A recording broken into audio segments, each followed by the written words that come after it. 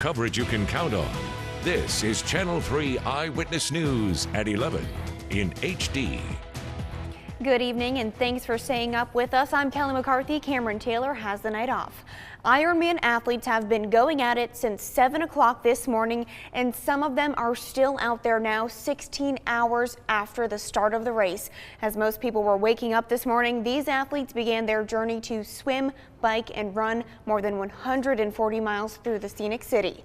A huge congratulations to German athlete Marino van Honecker. He was the first man to cross the finish line in 8 hours, 12 minutes and 22 seconds. Today's female winner is Canadian triathlete Rochelle Frank. We spoke with Frank and other finishers. They tell us this record-breaking heat was the biggest challenge.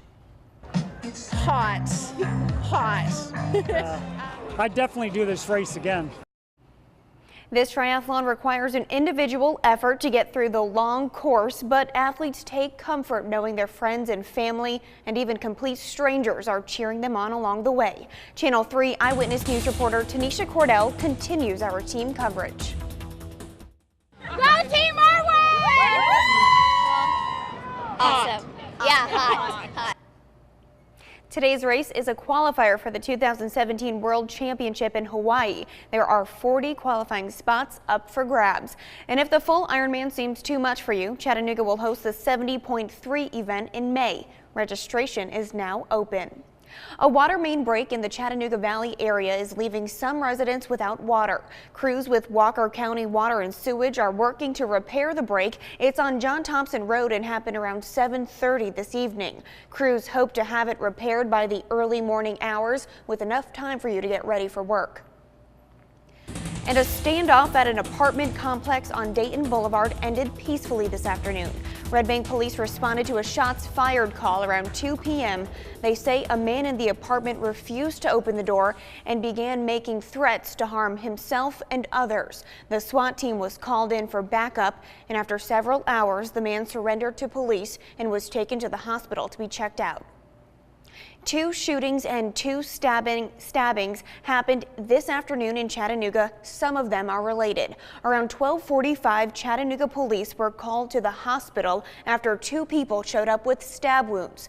They told police they were stabbed by an angry neighbor at these Citico Avenue apartments. One of the stabbing victims is a juvenile and he's in critical condition.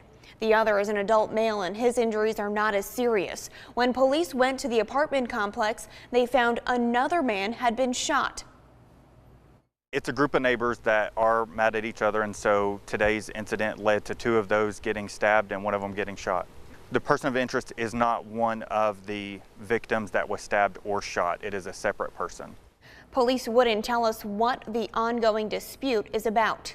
The second shooting happened around 12:15 this afternoon. A 25-year-old woman showed up at Memorial Hospital after she had been shot in the leg, and she tells police it happened at a home on Dodson Avenue. She's expected to be okay, and police say this shooting is not related to the stabbing and shooting on Citico Ave.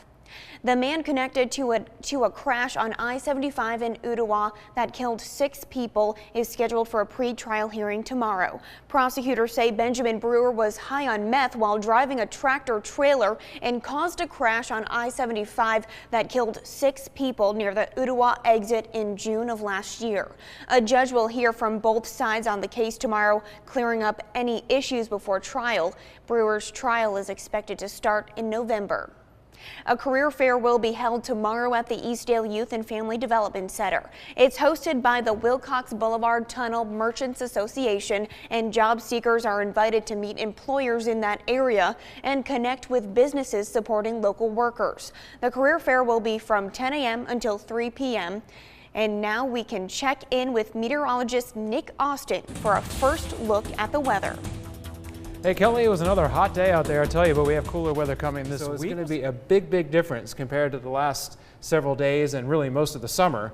And so we're going to have some really nice fall-like weather. Open up the windows, you can air out your homes and just, you know, turn off the air conditioning for a change, especially during the nighttime. And I wonder if these Ironman athletes even thought it would be possible to be racing in record-breaking heat today. 97, I know. Oh, those poor people. If only the cooler weather had come a few days earlier. I hope they all finish with no problems at all. Right. Thank you, Nick. You Thanks. bet. And along with the Ironman this weekend, we had the Canine Disc Sports Championships in Chattanooga. Teams from around the world spent Saturday and Sunday competing in Coolidge Park. Preliminaries were held earlier this week in East Ridge at Camp Jordan, and this is the 42nd consecutive year of competitive canine disc sports. Coming up on Eyewitness News, more protests in Charlotte today, this time outside the stadium where the Carolina Panthers were hosting the Minnesota Vikings.